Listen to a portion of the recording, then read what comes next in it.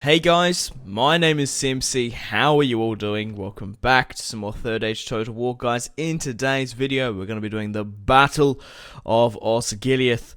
We're going to be playing as Gondor. Faramir will be leading the line, and we are versing the Orcs of Mordor. Mordor. I don't know why I said it. Didn't someone say it like that? The Orcs of Mordor.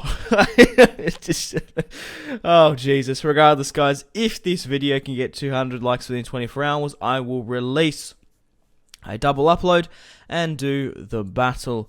Well, it's the Warg Ambush in the second movie of The Lord of the Rings, The Two Towers, where the Rohirrim will be fighting the Wargs of Isengard. So we are playing the Battle of Osgiliath here today. Now, interestingly enough, there's only two choke points. One within the river, which Mordor has been given the advantage to push up. I will go with the army builds.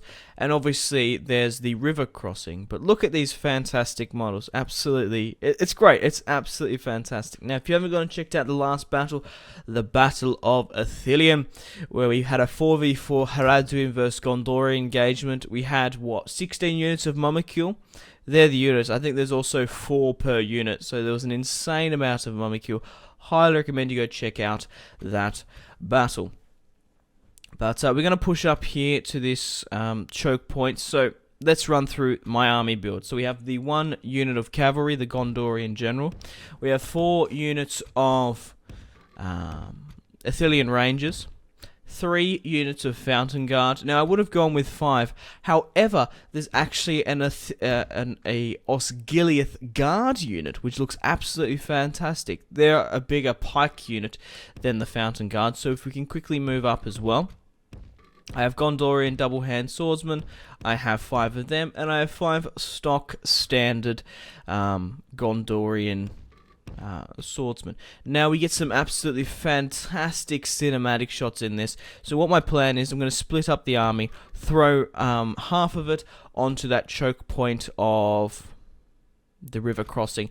Then I'm going to be throwing the rest up on top of the bridge. If we can push at least halfway up the bridge and push up with 2 units of Ithilien Rangers, we're going to have fantastic suppressing fire support from the bridge. We can rain fire and death upon the Mordor units moving and trying to get to dry ground. Now, we do have a little bit of a problem here with, unit cooperation, to say the least. So I'm quickly just going to have to tell them where to move. But those Osgiliath pikemen look fantastic.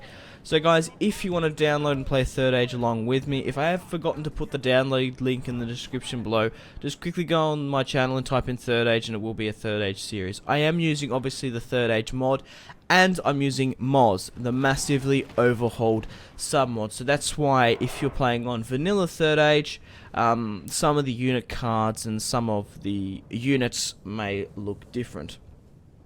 Haven't updated it in a while. I've always had massive problems updating it, so it's not too old, but I'm sure there's a more updated unit. But it works perfectly fine. It looks fantastic. There's obviously a couple of minor tweaks here and there.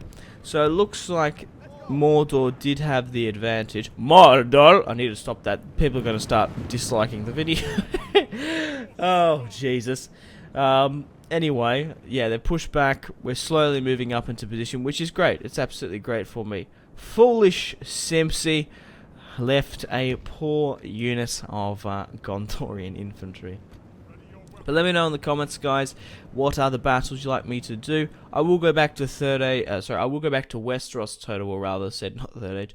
I will be doing more Third Age battles, of course. Have done a fair few of them already, but there's still a fair few I wanted to do. This, by any means, will not be replacing my campaigns. Obviously, my YouTube channel started with Total War campaigns, but it's nice to mix things up on the channel, and you guys absolutely throw your support at it. You are absolutely fantastic. Arguably, from time to time, the videos do, well, not arguably, sometimes they do better than my campaigns, and you guys go absolutely nuts for them, leaving likes, comments, and favorites. Some of the comments are fantastic. While we're on the topic, check out my social media links if you haven't already, if you want to stay connected with me. You don't have to, but it's there. I'm not going to lose sleep at night if you don't. It's completely up to you, of course, but I highly recommend you go check out my Twitter. I don't tweet, except I have my YouTube connected with my Twitter. So every single time a video goes out, a tweet goes out, so you'll never miss a video. The YouTube sub box is inconsistent from time to time, and I use it as well. It's absolutely great. Like, I have YouTubers I watch, and I like, of course. So what I do is I turn on Twitter notifications, because I have an iPhone. Every single time a tweet goes out for their video, it basically sends it to me as a text. So the Fountain Guard have just made it to go in pike formation. The Oligarch are charging. So basically Mordor's army build is a lot of archers. Mordor are archers. I have thrown some Uruks and some heavy spearmen in there as well, so it's not just the stock standard orc.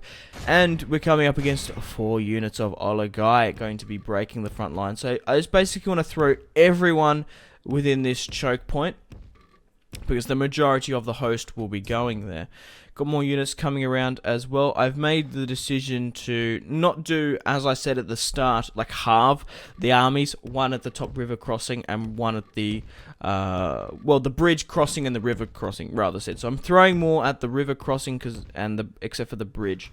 We are slowly pushing up to the bridge crossing, and I can't wait. We're going to get some fantastic cinematic shots. So it's going to be interesting to see if we can prevail, of course. My Athelian Rangers, the 2 units at the river crossing, laying down suppressive fire. The Fountain Guard and the Guards of Osgiliath are getting absolutely shredded left, right and centre by those Oligarch units. More Gondorian units are pushing up. Now we've taken the bridge. A really nice strategical position, and now and now we can get my archers to aim and rain fire and death. Like, this vantage point is superb, absolutely bad. Look at this. This is what I was banging on about in the last episode. In this, these cinematic shots look fantastic. Athelian Rangers, we have the high ground. Make sure to hit your mark. Loose. Really quite nice. So we are engaging their main line. We are slowly but surely pushing down the Oligarch. My Osgiliath Guard and my Fountain Guard spears and pikes are doing most of the damage. That's a good way. So they're actually sitting there taking pot shots. Now Mordor has made a relatively smart position to think, hey, fuck, they've got the high ground here, and they're putting down a lot of fire on our units. So they've decided to move up a unit of Oligarch. Quite thin, the amounts of units. Now I have quickly gone for a fire shot. Obviously, it's very debatable. It's basically up to the person, and it's very situational. Let me know in the comments, do you use flaming shot or normal? I think normal is fine, especially if you've got accuracy with your units, especially with these elves and rangers. They hit their mark 9 times out of 10. They are so accurate, so you're better off hitting them precisely. Like, keep on hitting the unit, peppering, slowly whittling down their hit points. And once you move in with a unit of swordsmen or axemen, or basically infantry, they're already softened up, and in a one-to-one engagement, if they've got fucking riddled with arrows and their hit points have been diminished, obviously them being softened up, they're going to win the engagement. However, flaming arrows, if you want to spook molecules, or if there's a really like easy shot and like a unit is exposed, you can get them to rout. And I also wanted to get some damage done, because I felt like I don't have that many units up on the bridge here. But Mordor is throwing up their unit of Oligarch. I am putting down suppressive fire with my Athelian Rangers over on the water crossing. We're doing quite well. We've neutralized most of the Oligarch, and the Fountain Guard, being in their spear wall formation, is throwing back the Orcs of Mordor. Faramir, hold the line, brave men of Gondor. For Boromir! At this point, did they know Boromir was dead? I don't know. Faramir would have, but I don't know, obviously, Steward Denethor didn't. So they have pushed up Mordor with their orc archers to throw down some fire against my uncontested Athelian Rangers. They are very light armoured, so they do take a couple of casualties here and there. But I couldn't play the Battle of Osgiliath without Athelian Rangers. I really did like this shot in here. I accidentally zoomed in with the camera back into that guard tower. It sort of reminds me of a observatory, like a big binocular, what's it called? A telescope coming out of it. Oh god. So we've neutralized the Oligai threat on the right hand flank. Been playing too much Age of Charlemagne. Go check out my campaign with Lionheart X10. That was a nice segue. I am playing as the Franks, as Charlemagne, and Lionheart X10, who nice to tie it in, is actually one of the one of the YouTubers I watch. And I turn notifications on so I don't miss a video of his. Funnily enough, we're doing a co-op. He's playing as the Mighty Danes. Now, by any means, this epic battle scenario series, custom battle series, is not meant to, it's not going to change the uploads. I'm not going to stop doing up campaigns. I just thought I'd mix it up on the channel, and you guys don't seem to mind. You guys are absolutely fantastic, but I just really want to reiterate, I'm not going away from my campaign roots. Currently uploading 2 campaigns at the moment. The Great War mod, playing as the United Kingdom, throwing back the Germans, the Austro-Hungarian Empire, with my Russian, French allies, and Spanish, funnily enough. Also, the Italians betrayed us. Obviously, in World War I, the Italians were allied with... what was it called in World War I? I guess it was just the Allied Forces. I guess it's always just been called that, because it was called the Central Powers. I can't remember. I'm not too knowledgeable on World War I. Forgive me, I'm knowledgeable in other aspects of history and whatnot. Because obviously in World War II it was the Axis and the Allies. I think it was just called the Central Powers. It could have been. I don't think it was the Axis in World War I. But my Athelian Rangers raining fire and death upon the enemy. Mordor's still trying to throw more men within this river crossing. Obviously being slugged down. They're moving up their heavy spearmen now, which is probably something they should have done a lot earlier, moved up their heavier infantry. They do have heavy units of Uruks as well. The Oligai, which I thought they would have done a lot better, but we're slowly have the advantage. Basically, my pikemen and spearmen are doing most of the damage against the Oligai. I was so lucky to get this choke point. If not, past this sort of broken statue and the crossing, there's probably about 3-4 points where they can push past and rush me. Obviously, it would make my bridge entrance exposed. 13 Rangers, continue to rain fire. I keep on saying that. Continue to loose your volleys. Make sure to hit your targets. And obviously we're keeping Faramir here, our general. I probably should have made him a... yeah, what's it called? A archer unit and a Athelian unit instead of a cavalry, because he's sort of just wasted. If he was a general unit, could have been laying down suppressive fire. I didn't really think about that. So we neutralized the Oligai threat upon the bridge, and now we're pushing up with my pikemen. But we're doing quite well. Taking this bridge pretty much changed the battle.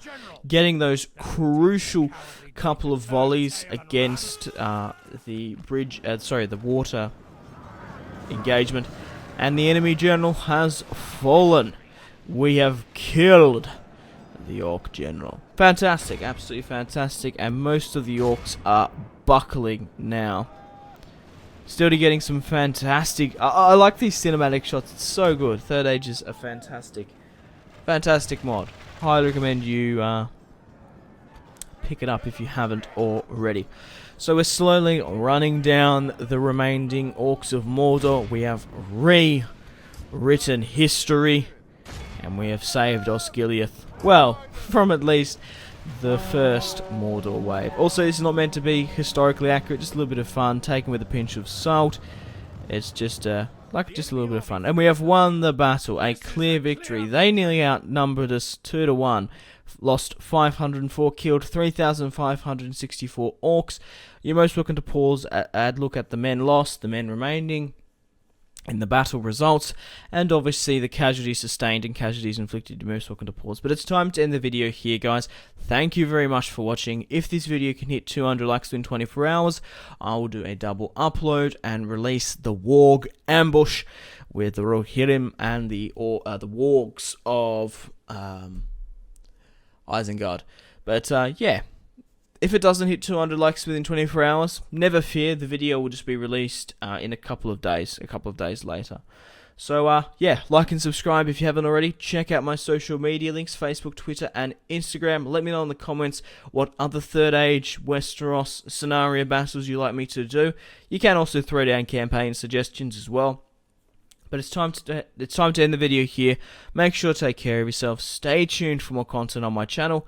My name has been Simpzy. Thanks for watching Simpzy Total War. Goodbye.